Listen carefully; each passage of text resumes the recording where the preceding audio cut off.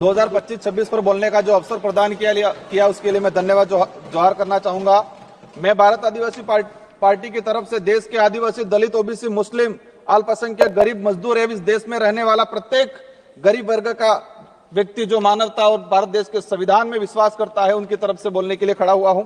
आज देश का पढ़ा लिखा, डिग्रीधारी, शिक्षित, बेरोजगार युवा 200-300 रुपए में दिहाड़ी मजदूरी करने के लिए मजबूर हो रहा है, और जो दूसरी तरफ जो विदेश में जा रहे हैं, जो रोजगार के लिए वो दोबारा पैरों में, हाथों में बेड़ियां लेकर वापस लौट रहे हैं। ये हमारा देश की स्थिति है, पढ़े लिखे विशेषकर बेरोजगारों की। आदिवासी समुदाय ने जितना प्राकृतिक आपदा का कहर नहीं झेला है, उससे ज्यादा हजारों सालों से शोषण, अत्याचार, विस्थापन जैसे मानव निर्मित आपदाओं के कहर से जूझा है।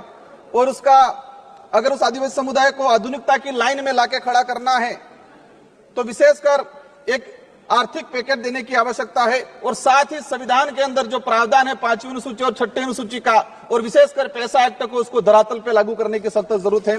सभापति महोदय, देश के अंदर देखा गया है विस्थापन की जो समस्या, भारत देश में विकास के नाम से सबसे ज्यादा अगर कोई विस्थापित हुआ है तो आदिवासी समुदाय विस्थापित हुआ है। एक survey report Indian social institute की एक रिपोर्ट के अनुसार बताया गया है कि वर्ष 2010 से 2025 तक 15 सालों में 15 लाख आदिवासियों को विकास के नाम से विस्थापित किया गया है।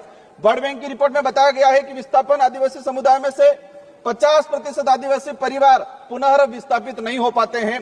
साथ ही भारत देश में एक सर्वे रिपोर्ट में आया है कि जो आदिवासी समुदाय है अपने जीवन काल के दौरान कम से कम 50% आदिवासी एक उम्र के अंदर 2 बार विस्थापित होते हैं। आजाद भारत में उस समाज को प्रताड़ित किया जा रहा है जिसका इतिहास का हर पन्ना खून से रंगा हुआ मिलेगा।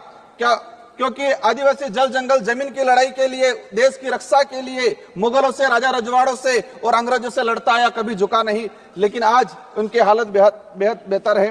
पिछले 10 सालों में भाजपा सरकार द्वारा धर्म की आड़ में कलम कागज के हथियारों से आदिवासियों के अधिकार, जल जंगल जमीन को हड़प कर आदिवासियों की मानसिक, आर्थिक, बौद्धिक हत्या करने का काम किया गया है। सभापति महोदय, आज बजट में सशक्त भारत बनाने की बात चल रही है। बनना चाहिए, हम भी चाहते हैं हमारा देश मजबूत बनना चाहिए, विश्व शक्ति बनना चाहिए। लेकिन स्थिति क्या है, हमारे देश का जो भविष्य कुपोषण की बेड़ियों में जकड़ा हुआ है। NFS 5 की रिपोर्ट बताती है कि आदिवासी बच्चों में 55% आदिवासी कुपोषित, और उसमें भी 42% बच्चे गंभीर एनीमिया से पीड़ित है। और आज देखा गया इस बजट के अंदर कि कुपोषण को दूर करने के लिए कोई बजट का प्रावधान नहीं किया गया है।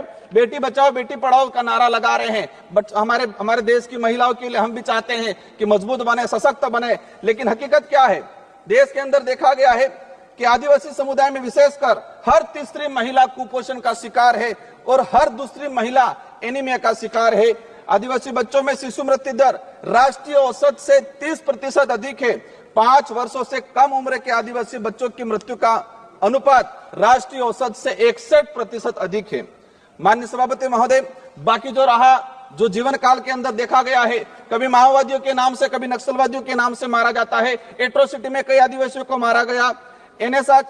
NSRC की एक रिपोर्ट बताती है कि वर्ष 2020 से 2025 मात्र 5 साल के अंदर 400 आदिवासी पुलिस मुठभेड़ में मारे गए हैं। आज मणिपुर का हत्याकांड, मणिपुर में देख लो, कई आदिवासियों को मारा गया है। छत्तीसगढ़, झारखंड का आम आदिवासी कभी उधर नक्सलवाद माओवादी की गोलियों के से कहीं के निशाने पे है, उधर पुलिस की गोलियों पे निशाने है। बीच में आम व्यक्ति जो है वो आज उसके साथ अत्याचार हो रहा है। हर दिन एक न एक व्यक्ति मारा गया है। आदिवासी, दलित, पिछड़ों को सशक्त बनाए बिना हमारे देश, भारत देश को सशक्त भारत बनाने की कल्पना करना एक कोरा सपना रह जाएगा। स्वास्थ्य सुविधा की देखा जाए, आदिवासी क्षेत्र में PSC CSP की, CAG की एक रिपोर्ट आई है कि आदिवासी बाहुल्य क्षेत्र में जितनी जो PSC CSC है वहां पर 60% डॉक्टरों के पद रिक्त हैं। देश में मात्र 18% आदिवासी गर्भवती महिलाओं को ही संस्थागत प्रसव का लाभ मिल पा रहा है। संस्थागत प्रसव का सिर्फ मात्र 18%। सभापति महोदय, 1 मिनट का रहा है। शिक्षा की बात करें, हमारे राजस्थान के अंदर झाड़ोल कोटड़ा के अंदर जहां से एक मंत्री जी आते हैं, वहां पर 14 वर्ष से अधिक बच्चों को स्कूल और पेन, पेंसिल, किताब क्या है वो नहीं पता है। आज देखा गया है यूनेस्को की एक रिपोर्ट में देश में 35% आदिवासी बच्चे ड्रॉप आउट हो रहे हैं और राष्ट्रीय औसत 12% है। 8%, मात्र 8% आदिवासी युवा उच्च शिक्षा की पढ़ाई पूर्ण कर पा रहा है।